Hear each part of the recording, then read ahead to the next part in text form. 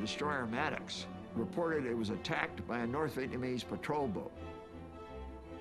It was an act of aggression against us. We were in international waters. I sent officials from the Defense Department out, and we recovered pieces of North Vietnamese shells that were clearly identified as North Vietnamese shells from the deck of the Maddox. So there was no question in my mind that it had occurred. But in any event, we didn't respond.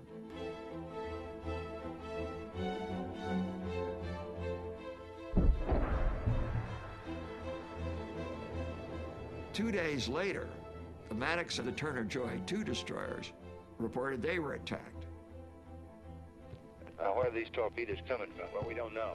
Presumably from these unidentified craft. There were sonar soundings, torpedoes had been detected, other indications of attack from patrol boats. We spent about 10 hours that day trying to find out what in the hell had happened.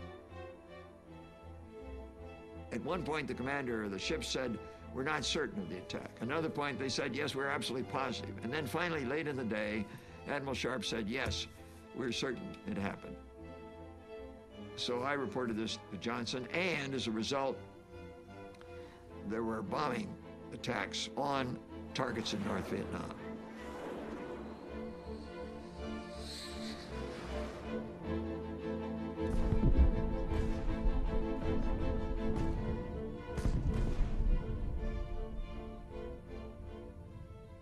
Johnson said, "We may have to escalate. I'm not going to do it without congressional authority." And he put forward a resolution, the language of which gave complete authority to the president to take the nation to war. The Tonkin Gulf Resolution. Now, let me go back to the August 4th attack.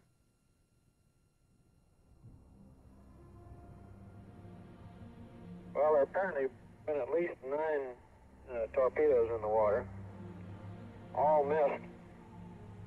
Yeah. No, I don't. Wait a minute now. I'm not so sure about this number of engaged. Right. We'd have to check it out here.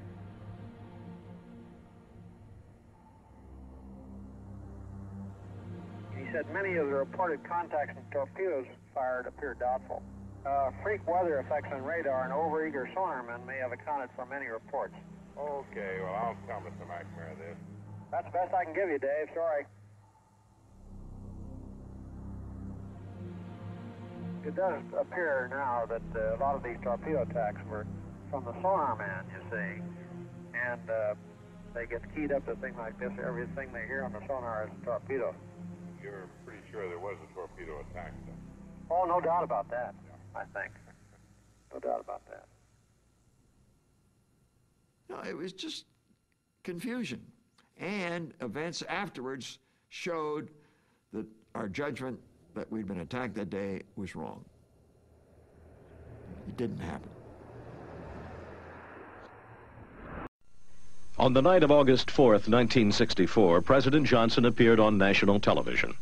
He told the American people that 2 U.S. destroyers, the Maddox and the Turner Joy, while on patrol in the Gulf of Tonkin, had been attacked by North Vietnamese PT boats. He said neither ship had suffered any damage or any casualties. The incident, however, gave President Johnson enough cause to immediately order limited airstrikes against North Vietnam and thus escalate the war.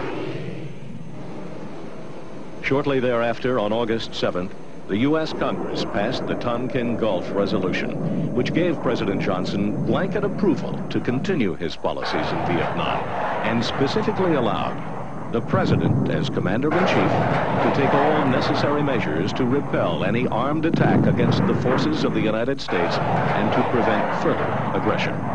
In essence, the Tonkin Gulf Resolution gave the President the power to make war in the absence of a congressional declaration of war.